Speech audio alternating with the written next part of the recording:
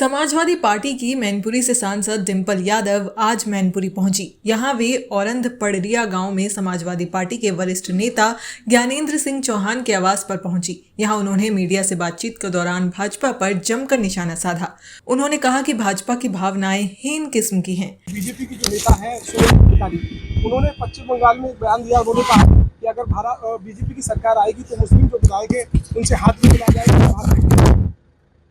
हमें ये समझना होगा कि जो देश की जो पूरी जो व्यवस्था है किस तरह से चौपट हो रही है, और लगातार जहाँ हमारा युवा की जो आबादी है वो लगातार बढ़ती जा रही है, और जहाँ कोई भी युवाओं के पास नौकरी नहीं है, और जहाँ महंगाई कहीं ना कहीं लगातार बढ़ती जा रही है। अब हम देखेंगे कि जिस तरह गर्मी आ रही है, बिजली की कितनी कटौती होती है।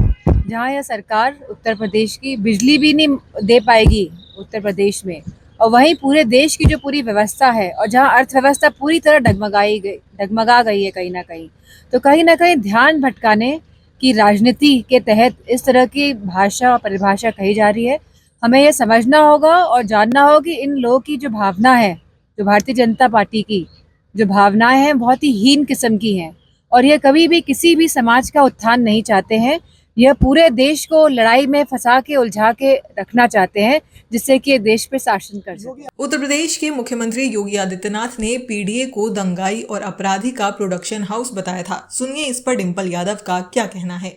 अगर हम जिस तरह से परिस्थितियां हैं उत्तर प्रदेश की, और जिस तरह से वाकई जो पीडीए का समाज है, जो हमारा दलित समाज है, जो हमारा पिछड़ा समाज है, जो हमारे कहीं ना कहीं गरीब अगड़े भी इसमें शामिल हैं, कहीं ना कहीं बहुत पीछे छूट गए हैं, और इस बात का अंदेशा और आभास सभी पीडीए के समाज के लोगों को हो रहा है। और कहीं ना कहीं सभी गरीब लोग जो किसी भी वर्ग के हो, किसी भी समाज के हो, उनको ये बात का अंदेशा है कि कहीं ना कहीं पूरी तरह से स्वास्थ्य सेवाएं उत्तर प्रदेश में चरमरा गई हैं, और कहीं ना कहीं शिक्षा की भी पूरी समस्या जो है आज लगातार बढ़ती जा रही है। जहां गरीब अपने बच्चों को शिक्षा नहीं दे पा रहा है, जहां अपने परिवारजनों को स्वास्थ्य की सेवाएं नहीं दे पा रहा है, तो कहीं ना कहीं पूरी भारतीय जनता पार्टी केवल ध्यान भटकाने की राजनीति से काम कर रही है, और उन्हें लोगों से और देश की जनता से कोई मतलब नहीं है। औरंगजेब की कब्र को लेकर तेज हो रही सियासत पर डिंपल यादव क्या बोली, आइए सुनते हैं।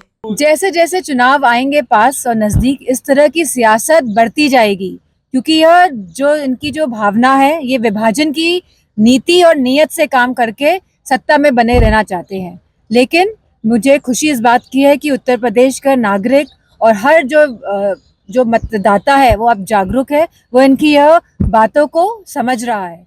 होली के त्योहार पर मस्जिद ढकने के आदेश पर डिंपल यादव ने पलटवार करते हुए कहा कि ये लोग नहीं चाहते कि समाज में सौहार्द रहे और लोगों में विश्वास बना रहे।